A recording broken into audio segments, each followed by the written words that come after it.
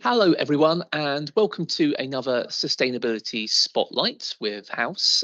Today, we are joined by Mark Tattershall, who is in charge over at Dorchester Arts, and going to be talking about all of the amazing new development and redevelopment work, I should say, in their space in the Corn Exchange in Dorchester. So I've just got a few questions, Mark, for you. Maybe first of all, you could tell us a little bit about Dorchester Arts, where you're based, and what programming you have down there. Absolutely. So Dorchester Arts have been going for more than 40 years. We're the main provider of performances and participation activities down here in the county town in Dorset. We were originally based in a very small school building just outside the centre of town, but knew that that wasn't the long-term future. And so about 6 years ago, we moved into a large council building in the centre of town, effectively the main sort of town hall in the middle of town, which is called the Corn Exchange. At that time, the intention was to build a bespoke theatre in Dorchester, and we were spending a lot of our time and effort trying to find the funding to convert another building into a bespoke theatre space. And we were just renting the space at the Corn Exchange. When it became clear that that wasn't going to happen, that we weren't going to be able to raise all of the capital funds to build a bespoke theatre, what we started thinking about was a sort of plan B, whereby Dorchester Arts would make the Corn Exchange its long-term home, and we would help renovate a school theatre in the town, which would give us access to more seats. The Corn Exchange, as now renovated, holds 156 as a maximum on a rate seating. We have other spaces in the Corn Exchange. We have a town hall upstairs, a magnificent Victorian space, holds about 120, and then a variety of breakout spaces and meeting rooms around the building. The new theatre that's been renovated up at Thomas Hardy School holds 380, which obviously gives us access to a whole new raft of audiences. So in essence, what we've ended up with is the same sort of capacities and the same sort of potential as we'd have had we built a bespoke theatre, but in two different spaces. And that's the way we see the future working. And very excitingly, the renovation of the Corn Exchange, using some of the funds which had already been allocated to the bespoke theatre project, have allowed us not only to look at improving the arts facilities here, but also to make them more sustainable. Marvellous. That's really exciting to have those multiple spaces within the town. So in particular, we were going to talk about the Corn Exchange and the refurbishment work that's taken place there, and how sustainability has been central to the project. Would you be able to tell us a little bit more about that? Absolutely. We knew that the Corn Exchange was going to require refurbishment at some point. It's a Victorian building. It was built in 1847 at the front and 1865 at the back. And over the years, hadn't had a huge amount of investment because the town council, for understandable reasons, had to spread their money quite widely across the town. And also because the Corn Exchange didn't really have a central sort of core usage. And so investing a large amount of money in there would have been foolish, because it would really have, it was hard to tell what it was going to be used for. As soon as it was realised that it was going to be the home of the arts in Dorchester, we could look clearly at that with the town council. And we came up with a partnership plan and a partnership agreement to say, we're going to talk about this holistic renovation of the building and make sure that it's fit for purpose. And at the same time, look at issues like insulation, provision of power, and make sure that they're right for both organisations. And what we were interested in too was, as an arts organisation running a heritage building, it's always a challenge. You're running a building which is not ever going to be easy to manage in terms of sustainability, because they tend to be big, drafty, leaky spaces. So we were pleased when the town council said they would work really closely with us on all aspects of sustainability, and started to look at all of those aspects with them. So the first thing we needed to do was renovate the roof. Then the town council had some money set aside for the roof renovation, and very intelligently looked at two things really.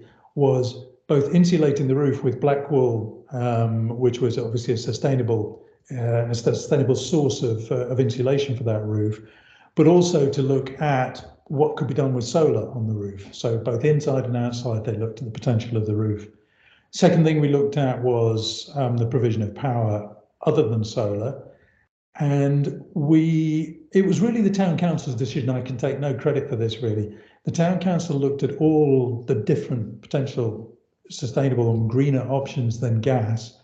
There were very old gas boilers in the building before, and they went and visited quite a lot of sites that were running biomass. The ground source heating wasn't an option here. We're a town centre space.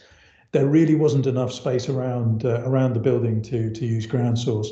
They looked at getting consultants in and looking at grants available as well. And there was a company called, well, there was a program called Low Carbon Dorset, which has been running through the European Union, some European Union funding. And they did a lot of consultancy work with Low Carbon Dorset on the most sustainable solutions for providing power for the building. And the conclusion was that biomass was the way to go. So they went and visited a number of sites that had similar kind of old buildings. There's a friary near Dorchester, for example, and they went to see them and talk to the monks about the way that worked in their building. It was a very similar shaped building. So it had very high ceilings, very old kind of structures, and were really surprised at how well the biomass was working in that environment. But there were a few things we looked at when we were talking to them about that, namely that we were concerned, part of our climate declaration is that we'll try and use local suppliers as much as we can. And in Dorset, we're lucky enough to have some very good suppliers of biomass. And so we made a commitment as well, as far as practically possible, to use local sources of biomass. And that's where we've ended up. We've ended up with a large biomass unit in the back of the building. We built an extension of the town council, built an extension to the building that would provide the boiler room and chip store for the biomass. But at the same time, it was quite cheap to build a second floor on top of that. So that was an interesting kind of discussion we had with them was, well, okay, we're both looking potentially to move offices and to create a shared office space. So why don't we create a second floor on top of the boiler room and chip store, which can act as an extension to some upstairs space at the Corn Exchange and therefore provide us with office space. And that's what we've ended up with. So those were the kind of the fundamental building blocks of it. We then looked at the more kind of refined aspects of it, things like heat distribution within the Corn Exchange itself. We've always found that if you sat at the top of the rate seating in the Corn Exchange, it was always ridiculously hot, but down below it was much cooler. So Low Carbon Dorset helped us source destratification fans, which are now mounted in the top of the Corn Exchange. Quite a lot of theatres obviously have high buildings, and redistributing that heat that naturally collects in the top of the building down towards the audience has been a useful aspect. One caveat on that is that the de-strat fans, when they're operating at full power, are too noisy. So we find that we can only use them either for certain events or in between performances to redistribute the air, but they're there and they're helping towards things. What else did we look at? I think in terms of the sustainability, that was the main thing in the phase one, in the main renovation. The second thing we talked to the town council about was trying to make the very antiquated theatre equipment in the Corn Exchange fit for purpose. And we had some separate funding to do that. We built a new seating rake and then at the same time renovated all the sound and lighting equipment. But we found that the funds that were set aside for that, even though we tried to make it as sustainable as we could, weren't enough to replace all the lighting fixtures. And so we made a separate application to Low Carbon Dorset to switch to LED theatre lights. And so our fundamental rig now, our day-to-day rig, is 100% LED. And we worked with a lighting consultant to make sure that what we sourced was both quiet, but also efficient and not too expensive to purchase, and came up with what's actually been a very, very cost-effective solution. We're a multi-purpose building, so that lighting isn't just used for theatre shows and music and dance, but is also used for community events, clubs and societies that meet here. So instead of giving them, access to the lighting rig, here's the lighting desk, just put up whatever fixtures you want. By the way, that one's a tungsten fixture at 1,000 watts, that's a 1,500 watt light. We're now saying to them, here's a basic rig, here's an iPad that controls it. There are various presets there, and all of those lights are about 150 watts each. So it's an enormous saving of power. So those have been the kind of ways in which we've approached it, and it's all been a very rich dialogue with the town council about how we could match up our renovation plans and make sure they were sustainable. That's marvellous. It's great to hear that it's been very much a two-way conversation between the council and yourself, and you brought in experts to help you and monks to help you as well. That's I wasn't expecting that. That's great. But no, I was looking at the information on the website, how it's saving 52.7 tons of carbon from the Dorset air each year, and reducing the energy use by an estimated 214,739 kilowatt hours per year. So it's having a huge impact, which is fantastic. And I guess also being energy efficient and a smart system as well. Has that at all? Has that affected your programming ambitions, or your what you'd like to do with the space, do you think? I wouldn't say the sustainability aspect has particularly. We like everyone really are facing a pretty tough time at the moment. So our programming decisions are dominated more by the financial sustainability of the organisation, to be honest, than those aspects. Maybe over time it will, but the good thing is that because it's saving us money, because the biomass is definitely saving us money as well as being a more sustainable solution. With the price of gas having skyrocketed, we're definitely saving money, and the fact that it's a very smart system. So we've now got many more zones in the building than we had before. Traditionally, big heritage buildings like this had about 4 heating zones. You either put on these three rooms, or that huge room there, and there was absolutely honestly, there used to be a switch on the wall inside the front door that said zone 1, and it was either on or off. There was no time switch. You had to physically just switch it on or off. Now we have the biomass controller, which I can control, or anyone in the team can control, either from a wall-mounted device or from my phone. So I've got an app on my phone, which means that I can adjust the heating. If, for example, I notice that a room is too warm now, that individual room has individual control. If the town hall keeper, the caretaker of the building, knows that a meeting's coming in at only from 9 till 10, they can switch the heating on at 8:30, switch it off at 10, and they have micro control over that now through the new system. So that is saving us huge amounts of wasted energy on heating rooms while they're not being used. So no, I wouldn't say it's had an effect on our programming, but it's definitely had an effect on our ability to manage the building more efficiently. Yeah, that's really important. Thinking which spaces are busy and making sure they're heated and not wasting energy. That's so important at the moment, isn't it? As well. Absolutely. I was just going to ask you if you have any recommendations for other arts organisations that maybe work closely with councils about how to best manage a project like this.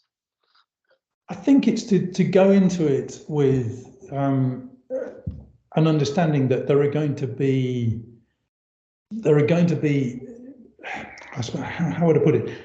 The town council here came to this with a very, very equitable attitude to the running of a heritage building.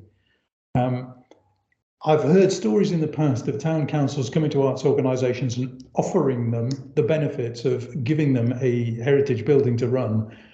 And sometimes, because we're obviously keen to have spaces to develop and to present the arts in interesting spaces, it's very tempting to take over that building without, honestly, a full understanding of some of the challenges involved in running a heritage building. Our town council, I was very pleased, came to it with the understanding that we know this is a very, very difficult building to run in terms of sustainability, in terms of the finances. And they came to it with a very fair plan saying, we will still be responsible for the upkeep of the building, for the fabric of the building, because we know that's unsustainable for you as an arts organisation.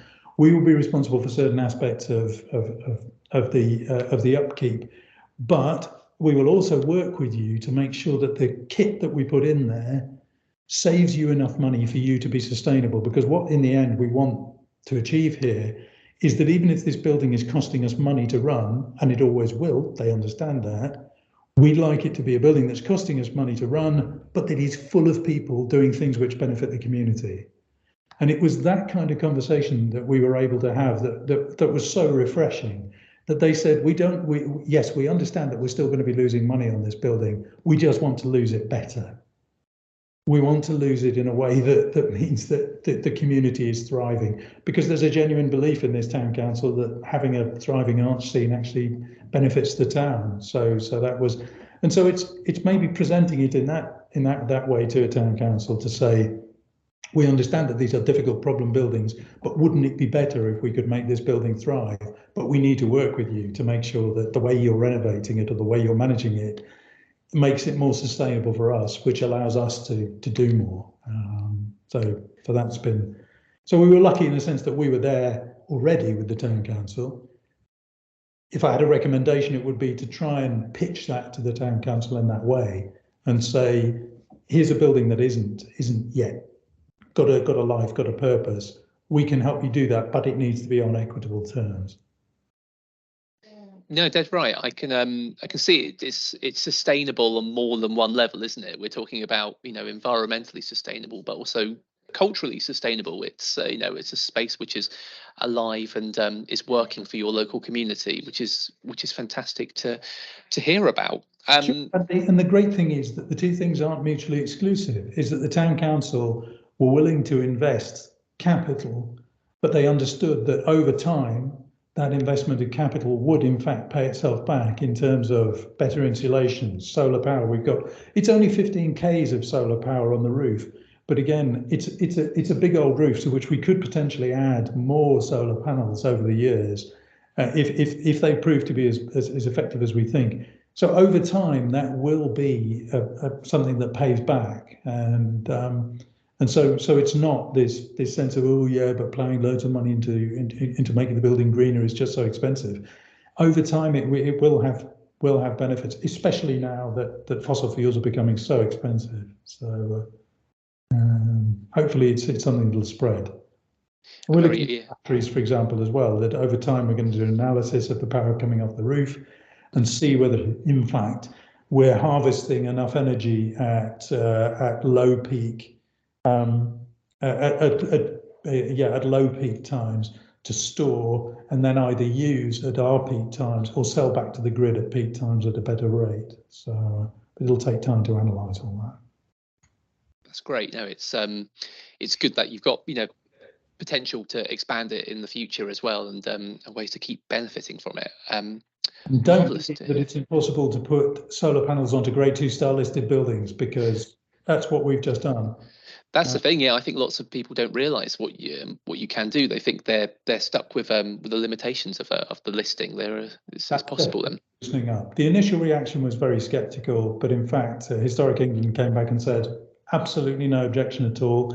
There are several aspects of the roof on which you can put it that don't spoil the look of the building or damage its heritage in any sense. But some people were saying to us, "Oh, don't even bother applying. You're Grade 2 star listed." It's not true. Not true. These days, there is a realisation amongst those heritage organisations that actually they need to come with organisations like us in the town council on the green agenda too. Marvellous. Well, thank you so much for talking us through that. I was going to give you the opportunity to tell us about an upcoming event at Dorchester Arts that you that we should know about. So I've thrown that at you. What have we got? I mean, it's so difficult. We present a really diverse program. We've got stuff coming up all the way from kids shows over the Easter holidays, all the way through. We've got, the great thing at the moment is we have got some sold out shows coming up, some sold out music shows, Kiki Day and Camillo Luggeri. We've got the Budapest Cafe Orchestra. We've got some exciting classical music programming coming up. It's really hard to pick out kind of star events, really. It's exciting to have audiences coming back. Not everything is selling as easily as other things, but it's wonderful to have 2 more sold out shows as of today and be able to say, yeah, I think we're on an upward trajectory in terms of audiences coming back and getting the habit back as much of anything as of consuming the arts, because we were not only closed for the renovation, but of course we were closed due to COVID as well. And so that was a kind of double whammy for us. So the COVID closure actually gave us an opportunity to do the renovation work while we were closed anyway. So that was quite a good use of the time. That was able to turn it into to an advantage. And we decided we might as well use it to our advantage. Yeah, absolutely. Oh, it's great. It's great to hear that you're having some positive audience feedback and audiences coming back, voting with their feet as well. So I wish you all the best down there, and I can't wait to come down and visit and see it all for myself very soon. But anyway, thank you so much for your time, Mark, and to everyone watching. If you have a similar story about a sustainability project you're running in your venue, it might not need to be a full biomass and solar project. It might be the smaller, Windows project or audience project. Then please do get in touch with us at House. We'd love to hear about it and share it with the rest of the network. Brilliant. Thank you so much for watching, and see you soon.